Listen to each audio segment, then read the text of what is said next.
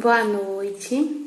Só assim de improviso mesmo para entrar online. Eu acho que já tem um tempão que eu tenho prometido que eu vou aparecer aqui ao vivo, online e fazer lives, mas eu tô realmente vivendo as férias mais intensas, estudadas e trabalhadas da minha vida, eu acho. Na verdade, eu acho que se eu me lembre, desde o tempo de escola mesmo, acho que desde do segundo ano, acho que eu nunca tirei férias, assim, pra ficar realmente sem fazer nada. Mas, graças a Deus, né, que a gente tá aproveitando nosso tempo aqui na Terra de forma útil e digna. Mas eu precisava passar por aqui pra falar ao vivo, mas também pra deixar depois gravado nos destaques e colocar no canal do YouTube algumas coisas que eu tenho lido e tá ficando acumulado e eu queria dividir. A cara tá de cansaço, eu acho, mas o que importa é a intenção e como eu falei, é um cansaço nobre. Eu também tenho uma dificuldade de marcar horário de live, porque eu ainda tô com a rotina de sono, respeitando mais com o máximo o momento da minha filha dormir. E então eu não posso aparecer antes. Mas na verdade, o fundamento principal da minha live foi baseado no meu post de ontem e numa situação que aconteceu hoje comigo e que me deixou profundamente tocada, porque eu conheço muitas histórias parecidas com o que eu escrevo aqui. Eu leio muito sobre educação. Quando comecei pedagogia, eu sempre soube que eu não queria só a pedagogia, não queria só a área de escola, de ensinar ou de organizar esse funcionamento. Eu sempre soube que eu queria algo mais. Foi aí que eu conheci a psicopedagogia como uma porta para também trabalhar a chance de oferecer aprendizagem, conexão para todas as pessoas. E o que é interessante é que no caminho da psicopedagogia eu encontrei, já vim encontrando quando a minha filha chegou, Montessori Disciplina Positiva também, com Jane Nelson, e eu fiquei encantada com a possibilidade de olhar o mundo com os olhos da criança. Eu acho que eu só tinha olhado o mundo até então com os olhos da criança quando eu fui criança. Depois que eu fui envelhecendo, eu comecei a olhar da minha forma de adolescente, depois de adulta, e eu esqueci dessa criança interior e esqueci como é ser criança. Eu acho que é o grande problema da maioria de nós. E aí aconteceu algo muito impressionante comigo, que foi entender esse mundo dessa forma diferente e perceber que a gente estava menosprezando essa criança, que a gente não estava ouvindo, que a gente não estava acolhendo como deveria. Então hoje eu tive uma experiência próxima de quanto a gente não reconhece e legitima a criança. E eu confesso a vocês, por mais que eu tenha muito tempo estudado sobre isso, que eu esteja quase me formando agora, em junho ainda me assusta muito certas coisas. E olha mãe, seja bem-vinda. Depois eu vou deixar nos destaques pra vocês o que eu tô falando rapidinho. Como eu falei com vocês, é uma live rápida, só porque tem tempo que eu não apareço, como eu prometi. Em junho, quando eu me formar, eu quero me dedicar muito mais a esse portal. Mas agora ainda não é o momento de estar sempre por aqui, com um compromisso, sabe? Mas como eu estava falando no começo. Então, hoje eu tive uma experiência que me marcou muito. Eu sempre falo com vocês aqui sobre disciplina positiva, educação não violenta, sobre dignidade da criança, sobre ver o mundo com os olhos da criança. E eu não trabalho ainda na minha área de formação, infelizmente, mas assim, sempre quando você ama aquilo, você acha a oportunidade de servir aquilo que você acredita.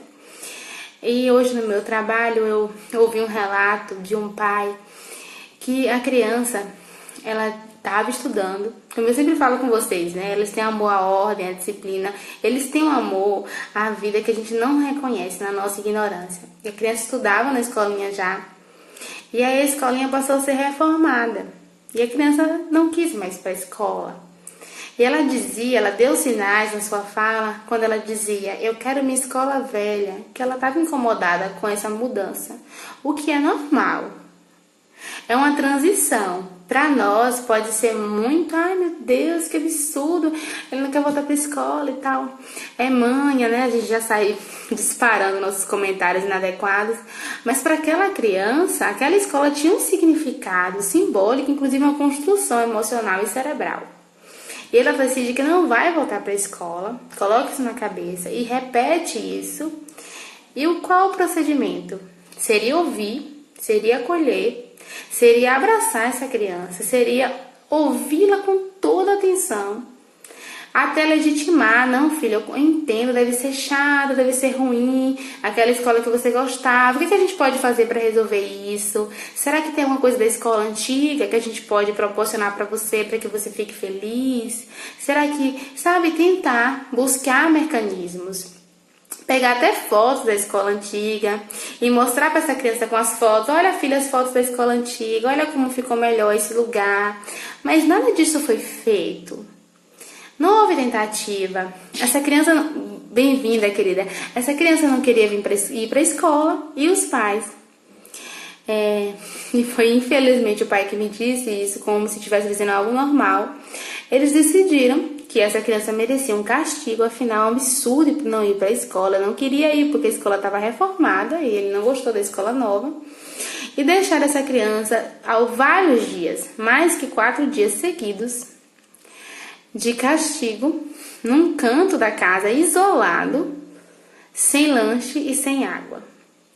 Eu juro a vocês que quando eu ouvi, eu pensei que eu estava ouvindo não uma história de um pai com um filho, eu pensei que eu estava ouvindo relatos passados de grandes dores que a humanidade já viveu, como a escravidão, por exemplo. Eu já não sei lidar. Se eu for para assistir um filme, uma história antiga de como já foi, por exemplo, a ditadura militar, as torturas, a escravidão, eu já fico... Já é difícil. Imagine, bem-vinda, Mari. Imagina, gente, você imaginar que quem viveu essa experiência foi uma criança, ele tem 4 anos, que ficou dias ali, quando acordava, porque não queria ir para a escola, sentado num canto, isolado, sem conexão, sem amor, sem abraço, sem palavras, sem água e sem lanche. E me digam, ele aprendeu? Não aprendeu. Houve desconexão, houve danos para o desenvolvimento cerebral e cognitivo, sim. A relação pai, filho, mãe foi afetada. Aquela criança pode ter dissimulado as emoções não foram resolvidas.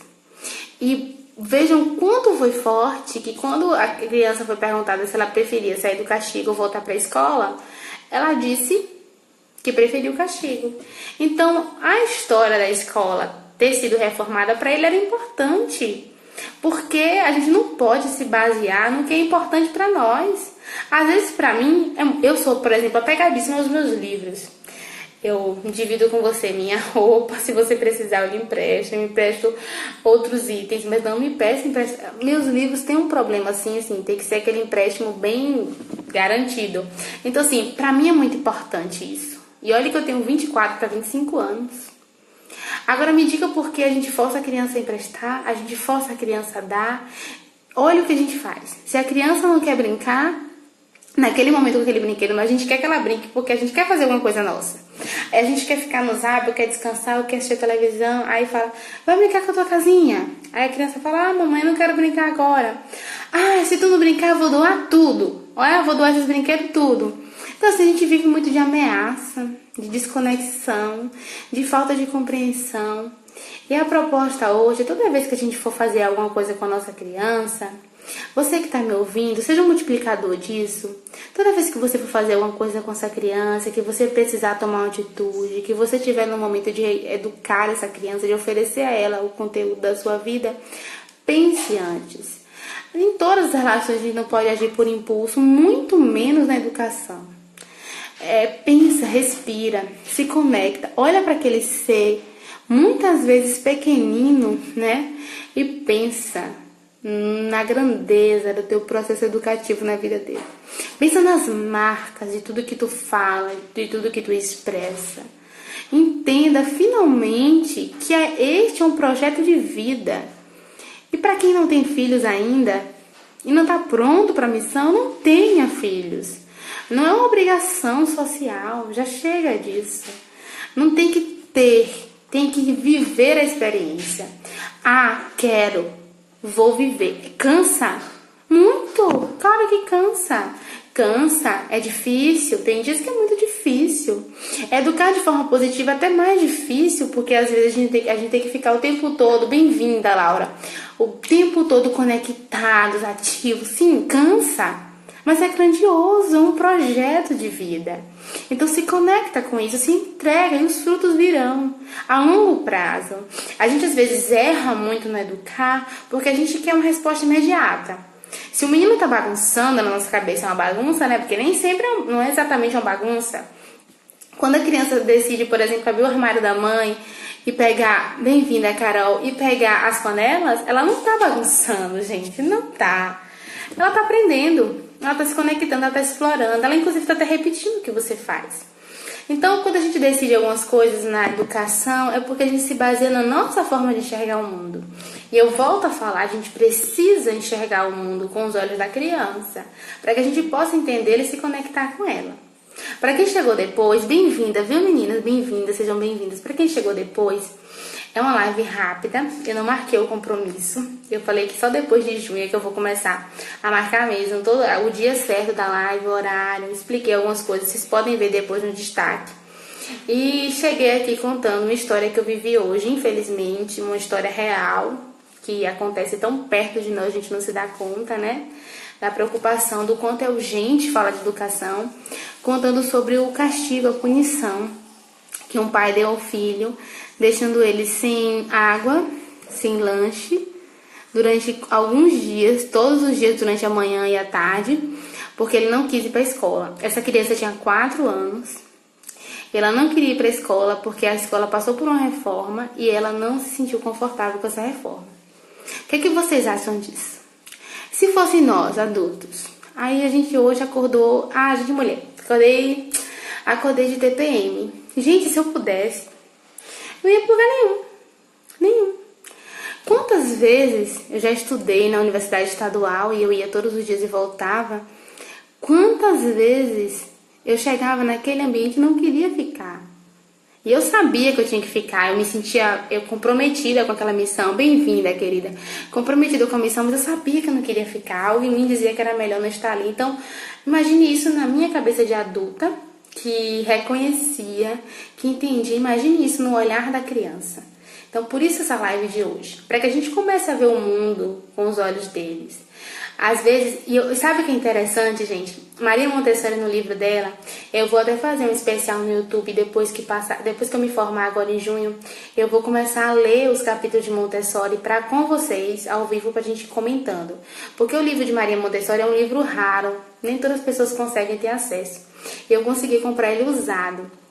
Eu vou fazer isso pra vocês porque é muito bom. E aí no livro de Maria Montessori, tem um capítulo que fala do amor à ordem. Poucos pais sabem, mas as crianças têm amor à ordem. Elas gostam que as coisas funcionem numa certa ordem, que para elas faz sentido. Por exemplo, podem começar a observar mais, é porque a gente não observa muito eles, como a gente deveria. E é observando que a gente aprende a lidar com eles. Minha filha, por exemplo, desde pequenininha, se eu deixar a caixinha de leite aberta, ela não gosta. Ela quer fechar. E às vezes alguns pais podem fazer assim, menino, nada de bobagem, pra que esse negócio ficar toda fechando?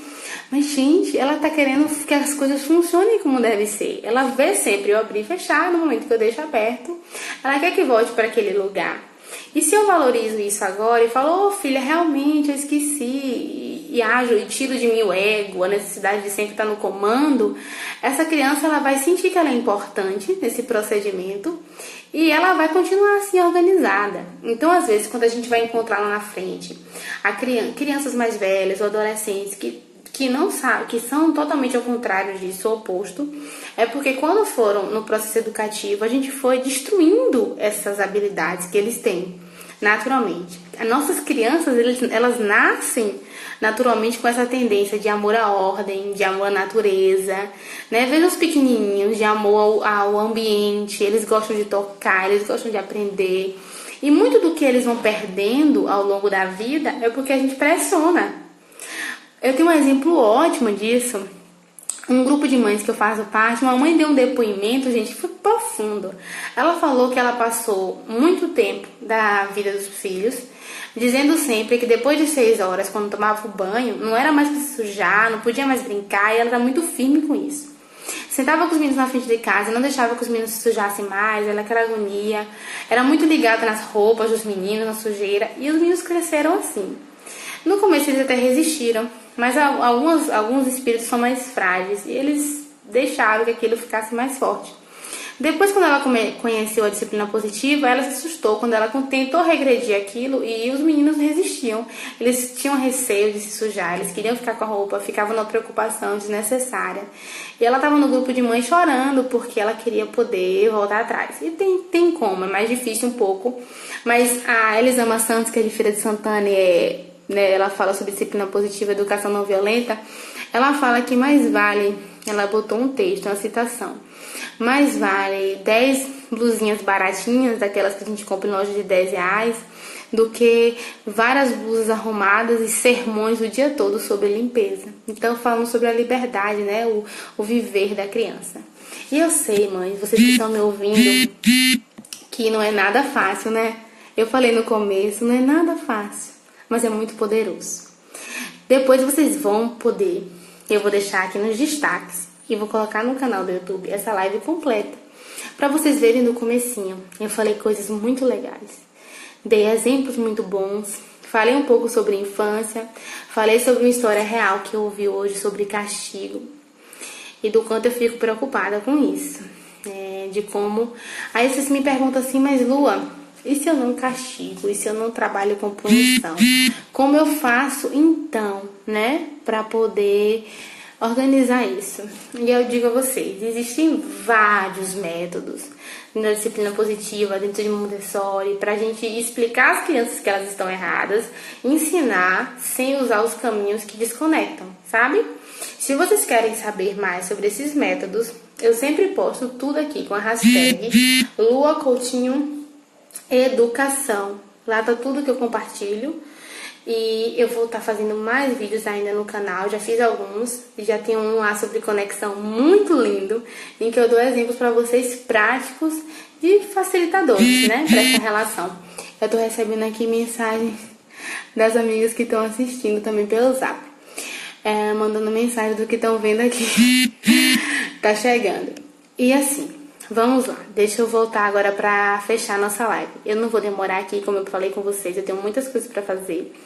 Mas em junho eu tô me formando, tô cheia de projetos lindos pra nós. Eu vou ter minha primeira experiência próxima sexta de treinamento de pessoas, de profissionais, pra atuar com crianças. Eu vou treinar um grupo de pessoas que vão receber crianças. Depois eu vou explicar aqui direitinho como é que vai ser. Eu já fiz uma palestra no passado, no balé da Cassi, da minha amiga, sobre disciplina positiva com mães, e foi muito bom sobre educação, sobre Montessori. Eu citei tudo que eu tenho aprendido, foi muito bom. Mas em junho, quando eu me formar, eu volto com muitos projetos legais para vocês todas, e vou continuar compartilhando sempre aqui tudo que eu tenho aprendido, mas com menos compromisso assim, né? Com menos rigidez. Alguém que tá aí ainda? Tem alguma coisa para falar da live? Tem alguma perguntinha rápida para fazer? Aproveitem que eu tô quase saindo. Mas se for alguma coisa que eu possa atender, que eu possa falar, eu tô aqui à disposição, tá bom? Eu vou esperar um pouquinho, ver se vocês têm... Acho que tem das pessoas que entraram, tem 3 que ainda estão assistindo.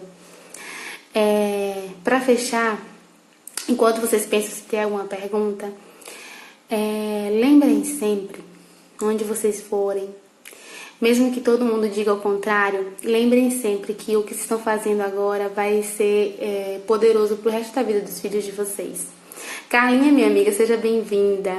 Eu já tô quase fechando a live, Carlinha, mas depois você vai poder assistir completinha nos destaques. Foi muito boa.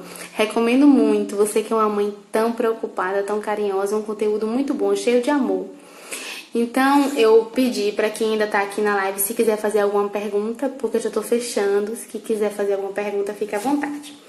E como eu estava falando, para fechar, Laura Gutman, ela tem livros ótimos sobre maternidade, sobre mães, filhos. Inclusive eu tenho um chamado Discurso Materno e a Maternidade Além da Sombra. E eu vou ler agora a Biografia Humana, para o meu trabalho no futuro até na psicopedagogia. E ela tem um documentário no YouTube chamado O Discurso das Mães, a Fala das Mães pode transformar o mundo. Gente, vejam como é verdade. Por exemplo, eu tenho uma filha. Pode ser que no futuro eu tenha outra. 2 crianças, vamos supor. Se eu educo 2 crianças de forma positiva, respeitosa, com conexão e tal, eu ofereço 2 pessoas para o mundo nesse ritmo. E assim cada mãe vai oferecendo para a sociedade, né, um conjunto de pessoas de qualidade que vão também se amar, se respeitar, ter autonomia, né, que vão agir de outra forma diante das situações da vida. Então veja como nós somos e podemos ser todos os dias muito poderosas, tá bom? Eu tô quase indo, como ninguém tem nenhuma pergunta no momento, eu vou aparecer depois. Vejam as postagens. Eu postei uma postagem ontem muito legal sobre o que a gente sabe sobre os bebês, porque saber sobre como desenvolve os bebês é muito importante. Muitas coisas que a gente passa com eles, que parecem absurdas, se você tem algum entendimento sobre o que está acontecendo naquela fase de desenvolvimento deles, muda tudo, tá bom? Muda mesmo. Dá uma olhada nessa postagem, foi a última que eu fiz, vocês vão gostar muito, foi muito boa. Um abraço em cada uma de vocês, obrigado pela atenção mais uma vez, Deus ilumine imensamente. É sempre bom passar por aqui, foi rapidinho, foi de improviso, mas foi cheio de amor e eu já me sinto conectada e envolvida por vocês, só pra gente estar junto nesse mesmo ritmo. Um abraço especial, Deus abençoe a todas. Tchau, meninas!